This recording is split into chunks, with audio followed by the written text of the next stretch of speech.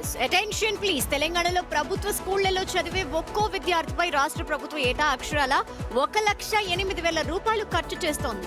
ఇందులో ఎక్కువ మొత్తం టీచర్ల జీతాలకే వెళ్తోంది. మరికొంత ఇన్ఫ్రాస్ట్రక్చర్ కి కేటాయిస్తున్నారు. మరి ప్రభుత్వం ఇంత చేస్తే టీచర్స్ ఎలా బాధ్యతగా ఉండాలి? నిజామాబాద్ జిల్లాకి వెళ్దాం మనం. అక్కడి టీచర్లు లక్షల్లో జీతాలు తీసుకుంటూ పక్కదారి ఎలా పట్టారో కూడా చూద్దాం. పిల్లల చదువులపై ఫోకస్ పెట్టాల్సిన వాళ్ళు సొంత బిజినెస్లపై ఎక్కువ ఫోకస్ తో ఉన్నారు. ఈ విషయం ఆర్టీఓ విచారణలో బయటకొచ్చింది. కలెక్టర్ ఆదేశాలతో జరిగిన ఈ ఎంక్వైరీ ఇప్పుడు నిజామాబాద్ జిల్లాలో సంచలనంగా మారింది.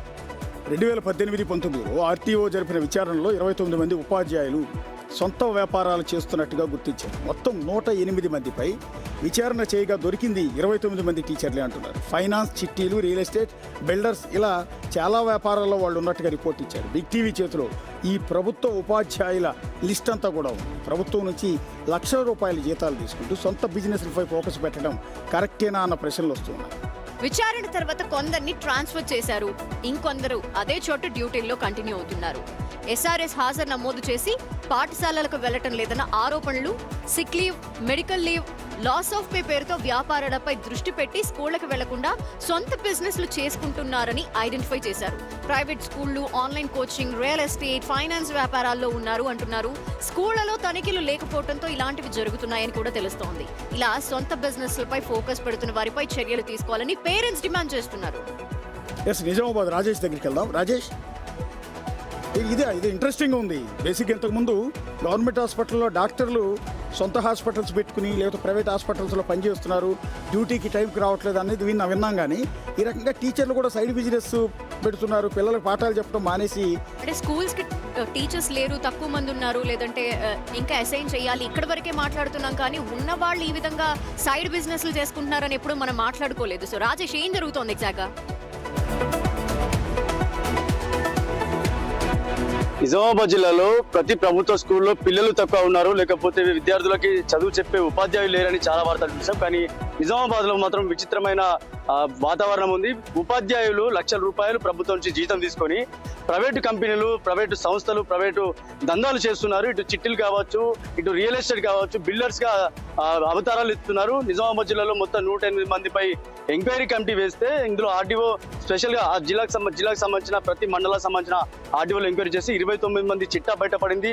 వీళ్ళపై యాక్షన్ తీసుకోవాలని తల్లిదండ్రులు కోరుతున్నారు.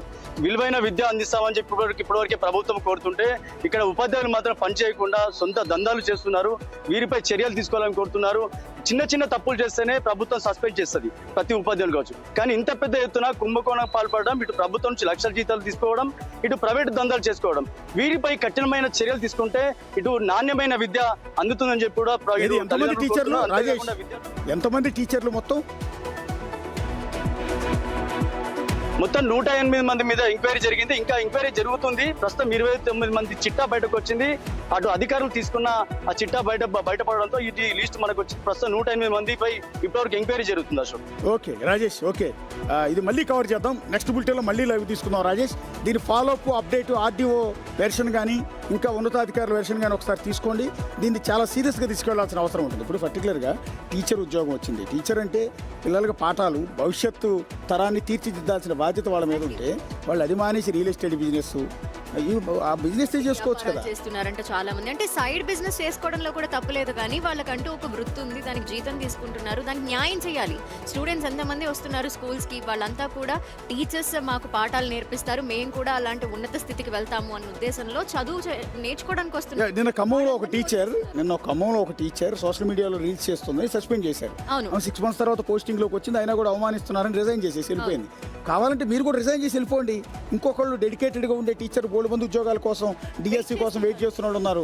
వాళ్ళు పిల్లలకు పాఠాలు బాగా చెప్తారు. మీ సైడ్ బిజినెస్ చేసుకోండి, ఎవరు కాదన్నారు, మీ ఇష్టం కదా. అది ఇక్కడ జీతాలు తీసుకుంటూ ఈ జీతాలతో మీరు సైడ్ బిజినెస్ చేసుకుంటూ ఇందులో పెద్ద చీటింగ్ ఉంటుంది. మళ్ళీ స్కూల్కి వచ్చినట్టే అటెండెన్స్ లో చూపిస్తారు. అవును, అది కూడా మ్యాజిక్ చేసేస్తున్నారు అక్కడ.